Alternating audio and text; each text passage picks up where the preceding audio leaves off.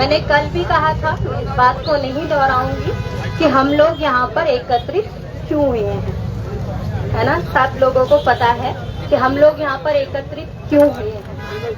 आज क्योंकि आप लोगों को पता होगा कि 15 तारीख से कुछ बातें उठती रही कि पेपर को कैंसिल करवाओ, पीछे लेके जाओ, फिर आपदाएं, बादल का फटना है। तो 15 से 16 तारीख के बाद से शायद से मैं मानती हूँ कि बच्चों की मानसिक स्थिति अभी स्थिर नहीं है, हमारा पढ़ाई में मन नहीं लग पा रहा है। तो मैं कुछ लाइनें लिख के लाई हूँ, तो याद तो नहीं हो पाई क्योंकि ध्यान तो कहीं और ही लग रखा है, लेकिन मैं उसे पर्चे के माध्यम से बोलूंगी।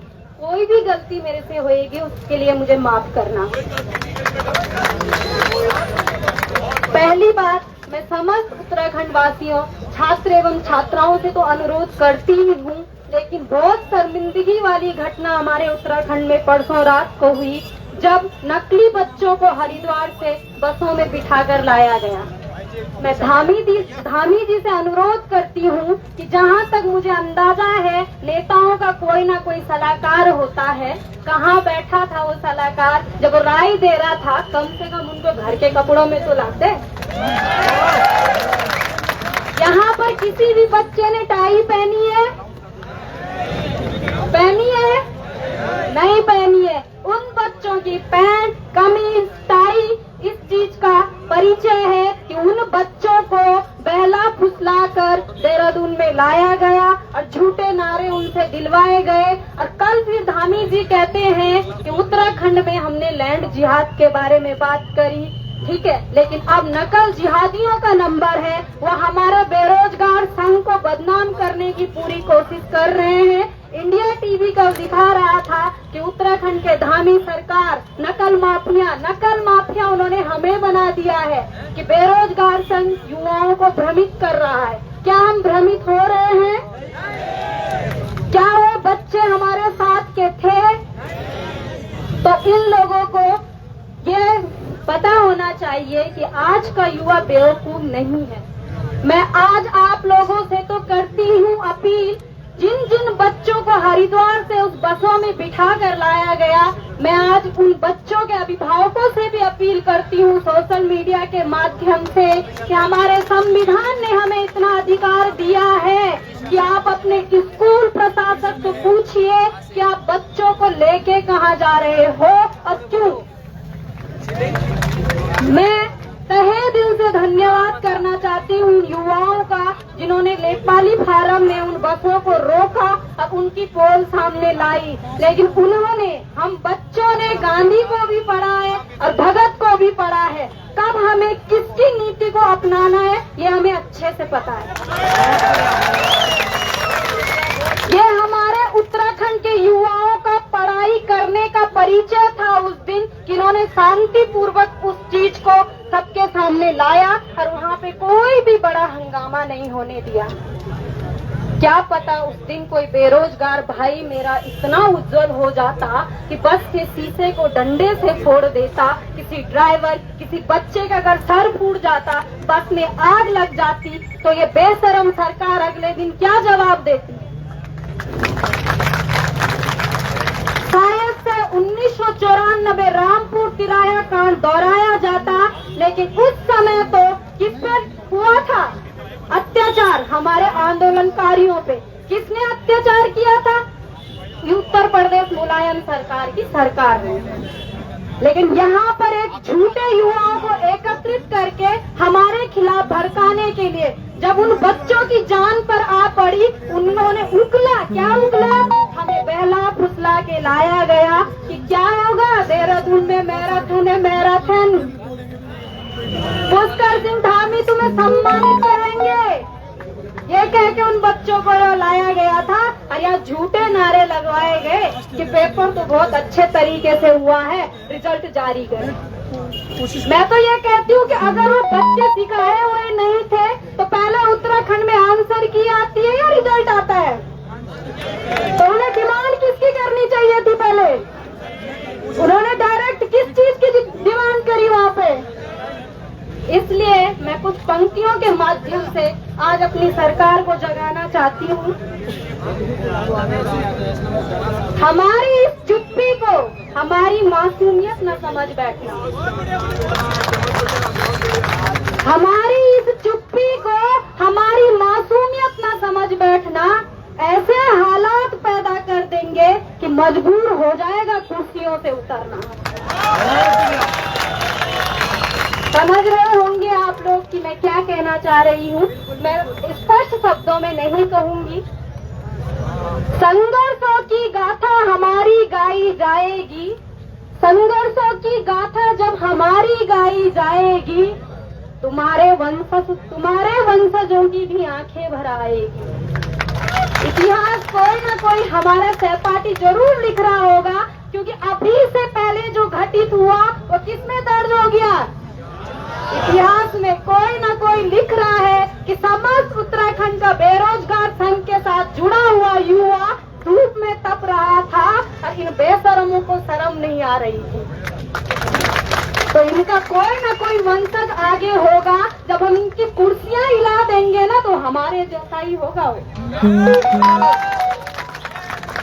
तो संघर्षों की गाथा जब हमारी गाई जाएगी, तुम्हारे वंशजों की भी आंखें भर आएगी। फिर वो सवाल करेंगे उस समय में कि आज हमारे साथ इतना बुरा क्यों हो रहा है। फिर वो बोलेंगे, गुनाह क्या किया था इन युवाओं ने, गुनाह क्या किया था इन युवाओं ने, जो भ्रष्टाचार की लाठी मारी तुमने इनकी बाहों में। गुनाह क्या किया था इन युवाओं ने, जो भ्रष्टाचार की लाठी मारी तुमने इनकी बाहों में। सहपाठीगण समझने का प्रयास करें, लाठी सिर्फ वो नहीं होती है जो पुलिस ने 2022 में बरसाई थी। क्या ये लाठियां नहीं है हमारे सीने पे? क्या ये लाठियां नहीं है हमारी बाहों पे? कि हमारी मानसिक स्थिति ऐसी हो चुकी है कि हम पढ़ने पे फोकस ही नहीं कर पा रहे हैं, अखबार झांकने का हमारा मन नहीं कर रहा है। दुख है हमें हमारी ऐसी व्यवस्था पर, दुख है हमें हमारी ऐसी व्यवस्था पर, जो इतना पढ़ लिख करके आते हैं उन्हें नेताओं के द्वारा फैसले सुनाए जाते हैं। वो घटना मैंने आप लोगों को कल भी जाहिर करी थी कि मैं किस चीज को संबोधित करना चाह रही हूँ, कि हमारे नेताओं को पता ही नहीं है कि अगर सहस्त्र धारा में आपदा आई है तो कैसे करना है, और अगर आपदा केदारनाथ में आई है तो क्या करना है। दोनों का क्लाइमेट अलग है या नहीं है? सहस्त्र धारा अलग है, केदारनाथ अलग है, भौगोलिक परिस्थितियां अलग अलग है, तो सबके जगह अलग अलग सिस्टम होंगे ना। जितनी जल्दी आपदा प्रबंधन की टीम सहस्त्र धारा पहुंचेगी, इतनी जल्दी केदारनाथ पहुंचेगी। ठीक है, तो कड़ी तपती, ये मैंने दिन के लिए लिखा था पर दिन में नंबर नहीं आ पाया। कड़ी तपती धूप में खड़ा है प्रदेश का युवा, देखिए अंदर जरा खेल तो नहीं रहे जुआ। किसकी बात हो रही है? शासन की, क्योंकि हर षड्यंत्र रच रहे हैं। अगली लाइन से आपको समझ आ जाएगा। कड़ी तपती धूप में खड़ा है प्रदेश का युवा, देखिए अंदर जरा खेल तो नहीं रहे जुआ। जिस समय इनको हमारे साथ होना चाहिए, उस समय मान्यवर दफ्तरों में षड्यंत्र रचा रहे। चारों लाइनों को एक साथ बोलूंगी, समझ जाना कि नकली बसें लाना, नकल जिहाद कहना, बेरोजगार संघ को भ्रमित करने का आरोपित बताना, ये सब आज हमारी सरकार को सुनना पड़ेगा कि हम समय आने पे हर चीज बन सकते हैं। हम किताब भी लिख सकते हैं, अखबार भी लिख सकते हैं, कविताएं भी लिख सकते हैं, कुर्सियों पर भी बैठ सकते हैं, पर ये मौका हमें खुद के लिए खुद लाना होगा। आज आप ये मत सोचिए कि ये हमें मौका दे। आज तय करो कि सिर्फ ग्रुप सी के लिए हम नहीं लड़ेंगे, बड़े बड़े पदों पे हम बैठेंगे। सिर्फ ग्रुप सी की सीट के लिए हम सड़कों पे नहीं लड़ेंगे, बड़े बड़े पदों पे हम खुद बैठेंगे।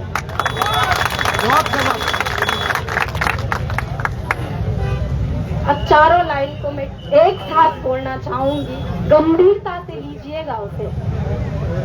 कड़ी तपती धूप में खड़ा है प्रदेश का युवा, देखिए अंदर जरा खेल तो नहीं रही जुआ।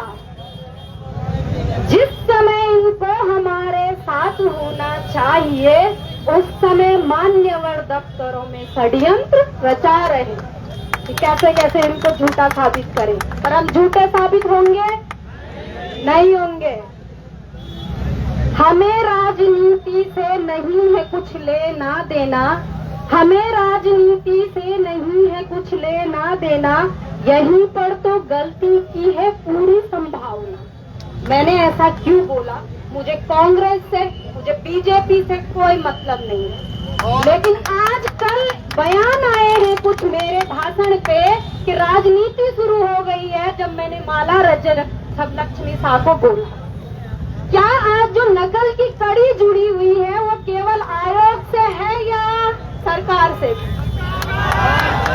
तो राजनीति तो करनी पड़ेगी, है ना?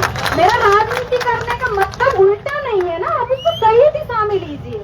बाकी लोग उसको कहाँ लेके जा रहे हैं फर्क नहीं पड़ना चाहिए, हम उसको सही दिशा में। क्या सीएम धामी का नाम ना लेंगे ना हम, क्योंकि राजनीति से कनेक्शन है। फिर ये क्यों बोल रहे हैं कि राजनीति कर रहे हैं? तो हमें अपने हकों के लिए जागना है, अखबार को झांकना है। इनके जो क्या बोलते हैं, क्या हो रहा है इनका ये मीडिया वालों के साथ में कॉन्फ्रेंस है ना, उसमें ये जो हम पे आरोप लगा रहे हैं, तो हमें भी आंखें गाड़ के रखनी है, अगले दिन क्या लिख के लाना है पन्ने में। युवा हमारे हो रखे हैं घर से बेघर, मान्यवरों के हमारे कम नहीं हो रहे तेवर।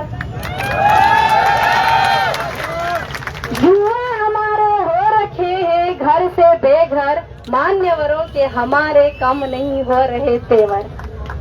ये हाल है उत्तराखंड की सरकार का। अगर अभी कोई भी महिला, कोई भी लड़का यहाँ पे आवाज उठा रहा है ना, निगाह में आ गए हैं हम लोग। हमें वो अपनी तरफ खींचने की पूरी कोशिश करेंगे अभी, और हम ही को भ्रमित करके इन्हीं के बीच, इन्हीं के खिलाफ करने की कोशिश करेंगे। पर क्या हम इतने नासमझ हैं? हम नासमझ नहीं है। अनुरोध करती हूँ कि सिर्फ कांस्टेबल, सिर्फ पुलिस सहायक, सिर्फ पटवारी तक सीमित नहीं रहना है। इतनी पढ़ाई करो कि जिस दिन रिजल्ट आए और ये हमारे चेहरे देखे तो वही है। अब क्या होगा? तो पढ़ाई सिर्फ किस लिए नहीं करनी है कि पेपर निकलेगा। मैंने कल भी एक बात कही थी कि पढ़ाई को ये मत पढ़ो, आर्टिकल रटो मत, उत्तराखंड को रटो मत। अगर उत्तराखंड की बात आ रही है कि खटीमा कांड हुआ था, जड़ तक जाओ क्यों? उसके बाद दिल्ली जा रही थी हमारी महिलाएं, हमारे मान्यवर पुरुष, क्यों हमारी महिलाओं के साथ वो बात हुई? अगर आज हमें कल के दिन इस आंदोलन को लेकर दिल्ली जाना पड़े, तो हमारे भाई हमें भरोसा दिलाओ कि हमारे साथ रास्ते में वो घटना नहीं होने दोगे। दिलाओगे हमें भरोसा? रहोगे हमारे साथ? खुशी होती है। और सबसे बड़ी खुशी मुझे परसों हुई जब शिक्षा का परिचय बच्चों ने दिया ना, उन बच्चों के साथ कुछ भी नहीं किया। बहुत खुशी हुई मुझे, वरना सारा दुर्भाग्य होता उत्तराखंड का। पता नहीं कितनी माएं रो रही होती हो, है ना, चिताएं जल रही होती। इनका कुछ नहीं जाना है। इन्होंने थोड़ी देर के लिए हरिद्वार लक्सर जाना था और उनके घर पे बोलना था हम आपके साथ हमेशा खड़े हैं, पर खड़े होते थोड़ी देर के लिए थे। ये सबको पता होता है, ठीक है। इसलिए दूसरा मैं एक कहना चाहती हूँ, भले आप लोगों को बुरा लगेगा, मैं बेरोजगार संघ को ज्यादा जमीनी स्तर से नहीं जानती हूँ। मैं 2022 से बेरोजगार में हूँ, टच में यूट्यूब पे देखना, प्रदर्शन होते हैं वहाँ पे खड़े हो जाना। तो मैं अपने बॉबी भाई या हमारे जो अभी वर्तमान में अध्यक्ष है राम कांडवाल जी, शायद से मेरे जैसे कई बच्चे यहाँ पे होंगे जिनको बेरोजगार की नींव कैसे पड़ी, स्वाभिमान मोर्चा की नींव कैसे पड़ी, उसके बारे में पता ना हो। ये उत्तराखंड सरकार हमें किसी भी चीज से फंसा सकती है। इसलिए मैं अनुरोध करती हूँ कि जब भी आप लोगों को समय मिले, आप एक वीडियो के माध्यम से उसमें जरूर बताइएगा कि कैसे कैसे आप युवा बेरोजगार संघ में आए, कैसे इसका नाम बेरोजगार संघ पड़ा, किसकी बुद्धि की ये उपज थी। क्योंकि भाइयों, बहुत खुशी की बात है, आने वाला बच्चा पढ़ेगा कि बेरोजगार संघ कब बना, उसका पहला अध्यक्ष कौन था, उसका वो वाला अध्यक्ष कौन था जिसने सबसे ज्यादा काम करे, उसका वो अध्यक्ष कौन था जिसके कार्यकाल में समस्त युवा देहरादून में था। हो रहे हैं आजकल, पढ़ते हैं पुराने आयोगों के बारे में, संघ के बारे में। तो हमने आने वाले टाइम में इस बेरोजगार संघ को इतनी ऊंचाइयों पे पहुंचाना है। अगर किसी भी भाई बहन की अगर नौकरी लगती है ना, कृपया करके मन में ठान ले, अगर मेरी 1 लाख सैलरी भी होगी ना, वो पूरी नहीं होगी मेरे लिए। इसलिए उसका कम से कम 1% भी अगर आप बेरोजगार संघ को फंड के रूप में दोगे, तो जो युवा पहले दिन धूप में खड़ा था वो नहीं रहेगा। आज ये टेंट, पानी की बोतलें, पानी ऐसी नहीं आ रहा है, हमारे किसी न किसी सहयोगी के जरिए आ रहा है। इसलिए जिन बच्चों की नौकरी लग भी गई है और मेरी आवाज सुन रहे हैं और हमारे उत्तराखंड को आगे ले जाना चाहते हैं, तो मेरा अनुरोध है कि इनका कोई एक फंड ऐसा होगा, हमारी तो भी औकात नहीं है, जिस दिन होगी तब की तब देखी जाएगी। लेकिन मैं सिर्फ एक अनुरोध करती हूँ कि अपना आप सैलरी का आप 1% भी बेरोजगार संघ को फंड के रूप में देंगे, तो शायद बेरोजगार संघ बहुत मजबूत हो सकता है। इन लोगों के भी खर्चे हैं, इन लोगों को भी घर चलाना है। अगर इन लोगों को आज कोई घटना हो जाए केदारनाथ में, पिथौरागढ़ में, अगर इन लोगों को वहाँ पहुँचना है तो माध्यम चाहिए न जाने के लिए, पैसा चाहिए जेब में, उनको सहायता करने के लिए। तभी तो बोलेंगे हम तुम्हारे साथ है, जब इनके पास खुद होगा। तो एक के देने से संघ मजबूत नहीं बनेगा, हम सबको आगे आना होगा। दूसरी बात मैं देख रही हूँ, हमारे उत्तराखंड का युवा ना बहुत पीड़ित है। कई युवा यहाँ पे ऐसा होगा जो रात को गार्ड की जॉब भी करता होगा, जो रात की नाइट सर्विस कर रहा होगा। कई लड़कियां ऐसी होगी जो पार्ट टाइम अपने खर्चे के लिए नौकरियां कर रही होंगी। इसलिए उनके साथ हमारी कोई नाराजगी नहीं है। जब भी आप फ्री हो, 1 घंटे 2 घंटे, भीड़ कम नहीं होनी चाहिए। सुबह टाइम है सुबह निकलो, दिन टाइम है दिन निकलो, शाम को टाइम है शाम को निकलो। रात को यहाँ पे शायद लड़कियों को नहीं रुकने दिया जा रहा है, ये बहुत समझदारी की बात है। हमें आप लोगों पे तो पूरा भरोसा है, पर भरोसा किस पे नहीं है। और सचेत रहिए, 2022 में इन लोगों ने हमारे बीच में अपने लोगों को बेच के क्या करवाया था। जो पत्थर फेंकी हुई थी ना, हमारे युवाओं ने नहीं की थी। इसलिए इस बार भी ध्यान रखिए, जो सीमा पे लगे हुए हमारे नौजवान हैं, कोई बीच में ऐसा तो नहीं घुस रहा, क्योंकि आंदोलन को दबाने की पूरी कोशिश की जा रही है। ये सर पैर का बल लगा रहे, इतने दिन हो गए आज तक अपनी गलती नहीं स्वीकार कर रहे, कितनी शर्म की बात है। इसलिए सभी लोग ध्यान रखिए, हर चीज पे अपनी नजर रखिए, और धामी सरकार गलतफहमी में ना रहे कि हम लोग टूटेंगे। कि बेरोजगार संघ पे अगर वो आरोप लगा दे कि इन्होंने बच्चों को भ्रमित किया, आज का अखबार पढ़ लेना आप, इन्होंने नकल माफिया हम लोगों को बना दिया है कि हम लोग बच्चों को भ्रमित कर रहे हैं। भ्रमित नहीं होना है। दूसरा, मैं समस्त भारतवासियों, उत्तराखंड वासियों से कहना चाहती हूँ कि कल एक वीडियो के माध्यम से मैंने कुछ कहा था, वो सोशल मीडिया पे बहुत ट्रोल हो रहा है कि मैंने भगवा को अपमानित किया। मैं खुद एक हिंदू लड़की हूँ, मैं भगवे को अपमानित नहीं कर रही थी। मैं ये कह रही थी कि हमारे संविधान ने समस्त धर्मों को एक माना है। ये कहा था मैंने पहले शुरुआत में कि हमारे संविधान ने समस्त धर्मों को एक माना है। आप भगवा के नाम पे हमें बेवकूफ मत बनाओ। क्या हमारे संविधान ने कहीं पे लिखा है कि सिर्फ हिंदू धर्म सर्वोपरि है? जो हमारे संविधान निर्माता थे तो वो क्या केवल हिंदू थे? केवल हिंदू थे वो सब? जितने लोगों ने भी पढ़ाई की, तो कल उस वीडियो को क्लिप काट के भ्रमित किया जा रहा है बेरोजगार संघ के इस आंदोलन को। तोड़ने की कोशिश की जा रही है कि लड़की में हिंदू नहीं हो सकती है। ये पता नहीं कौन आ रखी है और बेरोजगार इसका समर्थन कर रहा है। मेरा कहने का मतलब भाई एवं बहनों, समस्त उत्तराखंड की जनता, ये नहीं था कि मैं हिंदू धर्म को चोट पहुंचाऊं। मैं खुद एक पहाड़ से हूँ, लेकिन हाँ मैंने संविधान पढ़ा है। मैं हिंदू से पहले एक भारतीय हूँ। इसलिए मुझे नहीं पता कि शायद से इन बातों पे मैं अगले आने वाले समय के लिए अपने लिए कांटे बो रही हूँ या फूल बिछा रही हूँ, मुझे नहीं पता। पर मेरे संविधान ने, शिक्षा ने मुझे ये सिखाया है कि तू सबसे पहले एक भारतीय, अगर भारत की बात हो रही हो, अगर समस्त विश्व की बात हो रही हो, तो मैं सबसे पहले एक इंसान हूँ। इसलिए उस वीडियो को जितने लोग भी गलत तरीके से प्रयोग कर रहे हैं, हाथ जोड़ के विनती है मेरी, उसको आंदोलन के तोड़ने का जरिया मत बनाइए। दूसरी बात, हमारे बाहर बाउंड्री पे पुलिस प्रशासन इतनी तकड़े रूप में लगा हुआ है, वो तो गाली खुद दे रहे होंगे सरकार को, धूप में खोपड़ी फूट गई उनकी, है ना। हम लोग तो टेंट के नीचे है, वो धूप में सूख रहे बेचारे, गाली दे रहे हो कि जल्दी सुनो बच्चों की मांग, बहुत धूप लग गई।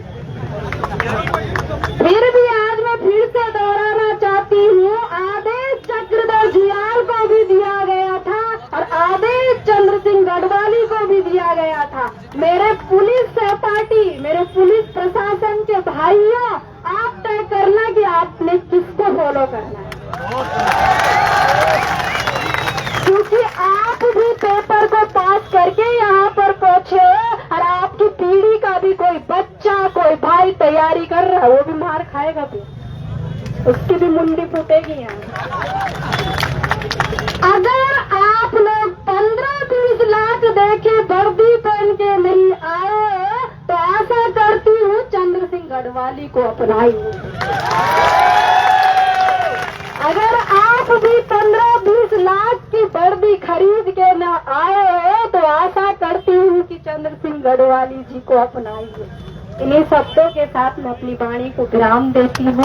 भारत माता की, समस्त उत्तराखंड वासियों की, हमारे वीर शहीदों की धन्यवाद। जोरदार तालियां इन बहन के लिए। एक शेर भी है उत्तराखंड की।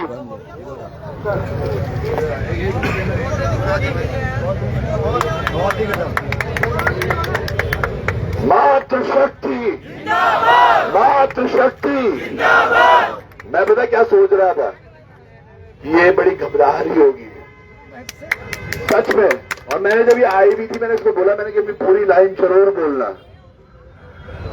आज जो बहन ने जवाब दिया है, ये जो चाटुकार है भाजपा के, जो ये छोटे छोटे दल बने हुए हैं, मैंने अभी एक को फोन किया है, मुझे पता है वो कहाँ बैठता है, क्या करता है, और इनके जो दल बने हुए ना, छोटे नाम भी नहीं लेना चाहता मैं, ये इसको प्रचार प्रसारित करने का प्रयास कर रहे हैं। ये जिहाद हो रहा है जो बात कर रहे हैं। लाइन इसने जो बोली थी, इसने बोला था कि जब अपना झंडा लेके आओगे आप, तो मैं भगवा तो तुम्हें दे दूंगी, डंडा रखूंगी। तो गलत क्या बोला है? हम डंडे की जरूरत पड़ेगी और डंडे की चोट पे बोलेंगे, यही बोला था। क्या था? मैंने ये कहा था कि जब आप लोग वोट मांगने हमारे गांव में आओगे, तो मैं तिरंगा अपने हाथ में लूंगी और भगवा में तुम्हें वापस भेज दूंगी। तो बताइए, इसमें बुरा मानने वाली क्या बात है? और मैंने और हमने हर दिन हम ये प्रयास कर रहे हैं यहाँ, प्रयास कर वो हमारे दिल से, इनके बोलने से नहीं होगा कि हम कितने हिंदू हैं। सुबह अगर हम यहाँ दिया जलाकर शुरुआत कर रहे हैं, उसके बाद हनुमान चालीसा पढ़ी जाती है, रात को आरती यहाँ हो रही है, तो हमें बताने की जरूरत नहीं है हम हिंदू कितना है और हमें हिंदुत्व बचाना है। हम हिंदुत्व बचा लेंगे, हम अपना धर्म बचा देंगे। तुम इन बच्चों का रोजगार बचाओ, बस जो कार्य दिया गया है। और हाँ, ये चेतावनी भी समझ ले, धामी भी और उसके वो चाटुकार भी। अगर केवल तुम धामी को खुश करने के लिए हमारी इस बालिका या किसी भी बच्चे पर आप टारगेट करते हो, तो यकीन मानना ये अभी शुरुआत है आंदोलन की। अभी तो ली अंगड़ाई है, आगे और लड़ाई है। अभी तो ली अंगड़ाई है, आगे और लड़ाई है। हम सब लोगों के पास वो जोश भी है और वो नंबर्स भी हैं। बहन ने जैसे बोला, बहुत शानदार इसने बोला है, पूरा जवाब शायद इसने उन तमाम चाटुकारों को दे दिया जो ये कर रहे हैं और जो अभी भी नहीं सुधरे।